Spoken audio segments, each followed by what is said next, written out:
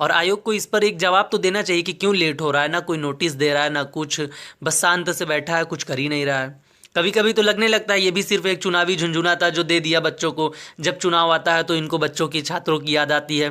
बाकी 4-5 साल ये भूल जाते हैं कि युवा भी हमारे बेरोजगार छात्र जो है, इतने करोड़ों संख्या में बेरोजगारी आज इतनी हो गई है, तब इनको याद नहीं आती है।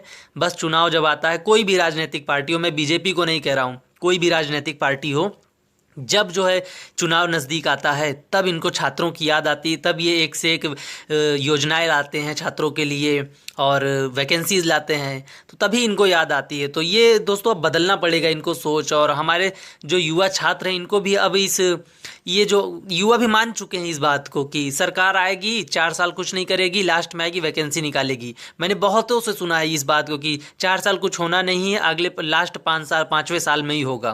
तो इस सोच को बदलना पड़ेगा दोस्तों यूपी ट्रिपल एससी के विषय में आप अपनी राय जरूर दीजिएगा। साथियों, आपको एक बात बता दूं, जिन वैकेंसियों का नोटिफिकेशन जो है आ चुका है, जैसा कि पेट का नोटिफिकेशन आ चुका है, उसके माध्यम से ही जो है लेखपाल का पेपर करवाना है और एएनएम का, जूनियर असिस्टेंट, जितनी भी पोस्ट है वो करवाना है। तो आपको मैं बता दूं, इसमें आचार संहिता का कोई असर नहीं पड़ेगा, क्योंकि यह गाइडलाइन है कि अगर परीक्षा से, आचार संहिता के पहले का जो नोटिफिकेशन है उसकी परीक्षा कराया जा सकता है। अगर आयोग चाहेगा तो वो परीक्षा जो है चुनाव के पहले भी करा सकता है, चुनाव के 1 महीने पहले भी करा सकता है। इसके चुनाव से कोई लेना देना नहीं है। तो दोस्तों, आप लोग अपनी पढ़ाई लिखाई जारी रखिएगा, और जैसे ही ये सब प्रोसेस कंप्लीट करते हैं ये लोग, तो लेखपाल की परीक्षा हो सकता है कि दिसंबर तक आप कंप्लीट करवाएं।